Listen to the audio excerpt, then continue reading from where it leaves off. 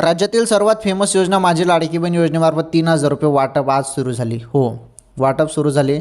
ज्या बहिणी पात्र आहेत त्यांच्याच खात्यामध्ये आणि ज्यांची KYC चुकीची राहिलेली होती, चुकीची तुम्ही KYC केली होती, त्यांना पण आता हप्ता, कारण त्यांची आता पूर्णपणे दुरुस्ती केली जात आहे.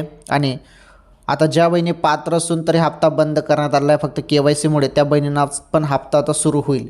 कारण त्यांची चुकी नसताना त्यांना KYCमुळे त्यांचा हप्ता बंद करण्यात आला आहे. शासनाला विनंती आहे की लवकरात लवकर त्या बहिणींचा पण हप्ता सुरू करा. आणि 3,000 रुपये येणार का? बघा, जानेवारी आणि फेब्रुवारीचे 2 हप्त्याचे आले तर मग 3,000 रुपये येतील आणि फक्त 1,500 रुपये आले तर मग जानेवारीचे येतील. आता वाटप कोणत्या क्षणी होईल आणि कोणत्या क्षणी होईल आता वाटप, आणि हप्ता आल्यावर मला सांगा 1,500 आले की 3,000 आले.